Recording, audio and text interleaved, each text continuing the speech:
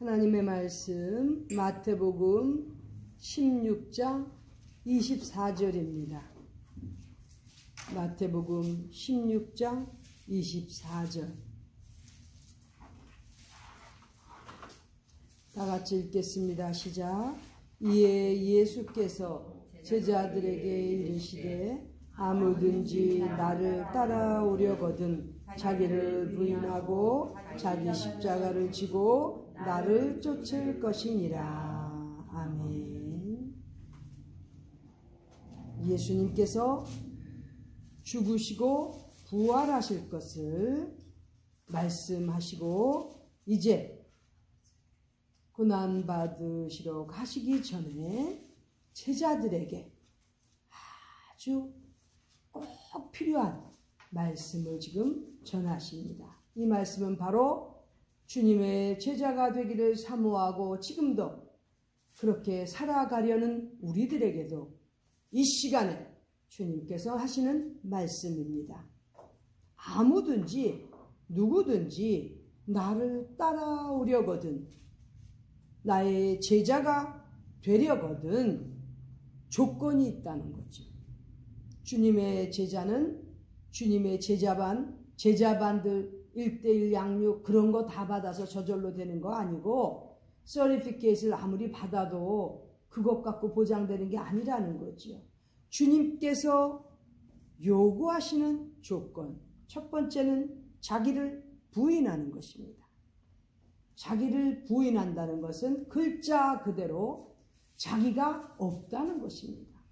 삶 속에 자기 중심이 아니고 자기는 없고 우리 안에 계시는 그리스도가 첫째가 되시고 중심이 되시는 것, 그것을 자기를 부인하는 그러한 삶의 방향으로 말할 수가 있습니다. 주님께서도 지금 자기를 부인하라고 하셨는데 더 구체적인 내용을 한번 각자의 심령 속에 한번 생각해 본다면 자기 중심이 아니고 우리 주님의 중심으로 바뀌는 삶, 그것이 자기를 부인하는 삶인 것입니다. 너무나 어렵지요. 우리는 너무나 기독교적인 지식들 많이 갖고 있지 않습니까? 자기를 부인한다는 것 평생의 신앙생활하면서 얼마나 많이 들어봤습니까? 그러나 정말 자기를 부인하는 그러한 캐릭터, 성격을 갖추고 있습니까? 너무나 많은 그리스도인들은 만일에 자기를 부인하는 이러한 속성을 가지고 있다면 우리 크리스천들에게는 정말 너무나 아름다운 영광스러운 그러한 명예가 따라올 것입니다. 그러나 우리 크리스천들이 그러지 못하잖아요. 제가 좀 전에 어느 메시지를 들으니까 그래요.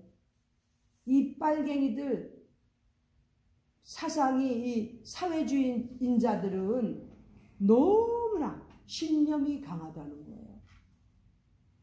그 사회주의의 지식도 꽉 배겨 있지만은 그 지식으로 인해서 신념이 아주 강해요. 그렇기 때문에 그들은 용기가 있다는 거죠.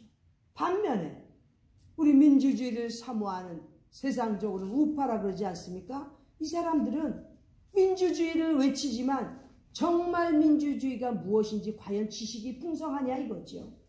빨갱이들은 얼마나 지식적으로 아주 강요를 해서라도 습득하지 않습니까? 그러나 우리 민주주의 우파들은 그렇지 못하다는 거예요. 지식도 어정쩡하고 그러다 보니까 신념도 안 생기고 신념이 없으니까 용기도 없다는 거예요. 빨갱이들은 얼마나 용기가 많습니까?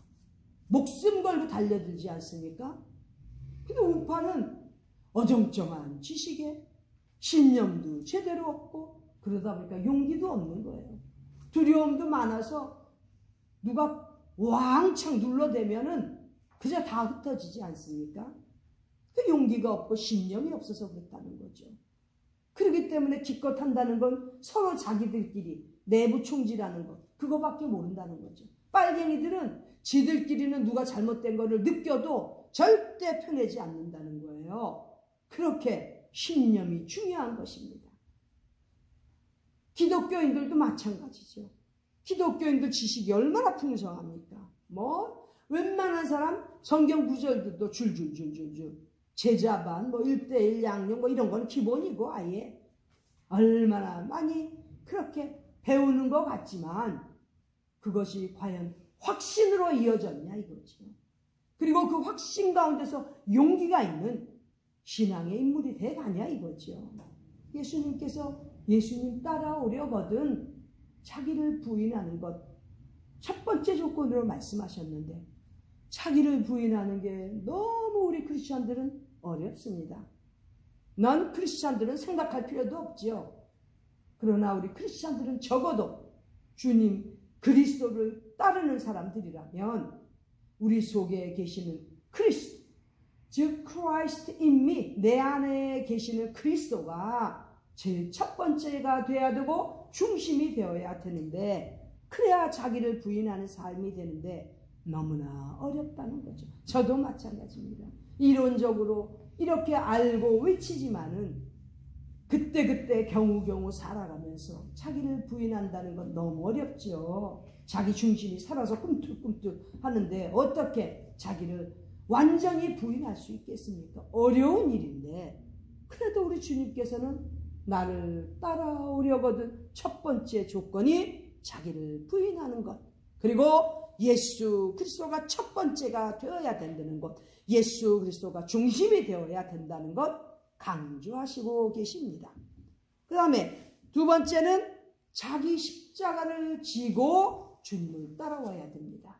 주님을 따라가는, 주님을 섬긴다고 신앙생활 한다는 사람들이 자기 십자가는 쥐지 않고 그저 뭐가 뭔지도 모르면서 그저 자충우돌해가면서 앞만 가면 되는 줄 알고, 예수님께서는 그렇게 예수님 따라오는 걸 원치 않으세요.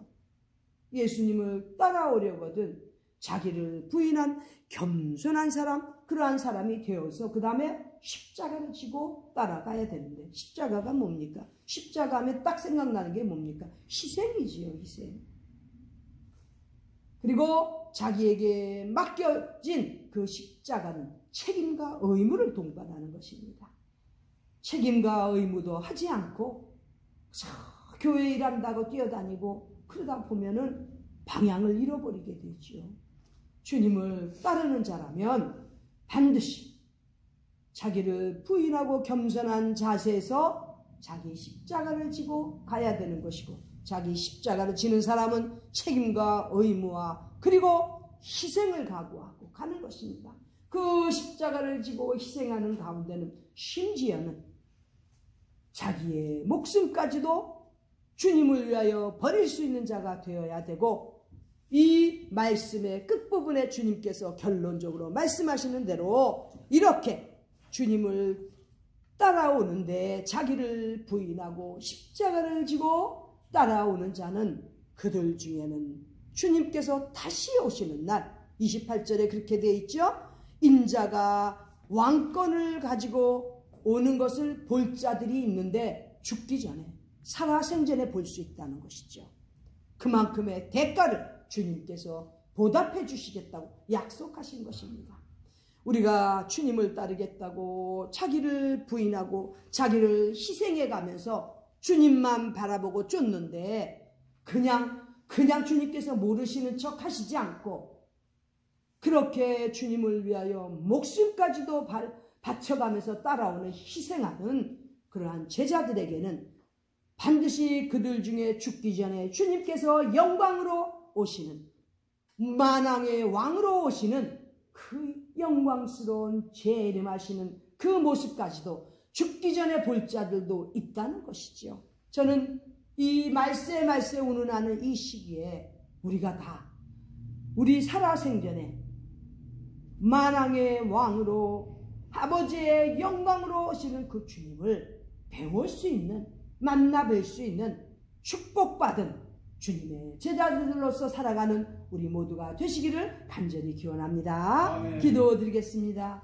하나님 우리 아버지, 자신을 부인하기가 너무 어려워서 지금까지도 자기를 부인하지 못하는 것 용서하여 주시고, 주님께서 우리에게 맡겨주신 그러한 십자가의 그 분량대로 우리가 모든 것을 다 감당하며 주님을 위하여 목숨까지도 바쳐가며 주님을 따를 수 있는 참 제자들이 되도록 우리를 인도하여 주시고 축복하여 주시옵소서. 그리하여 마지막에는 우리가 살아생전에 죽기 전에 우리 주님께서 정말 만왕의 왕으로서 아버지의 영광을 가지고 오실 때에 살아서 주님을 뵐 수 있는 놀라운 축복까지도 받을 수 있는 그러한 자들이 되도록 축복하여 주시옵소서. 존귀하신 예수님의 이름 받들어 기도드립니다. 아멘.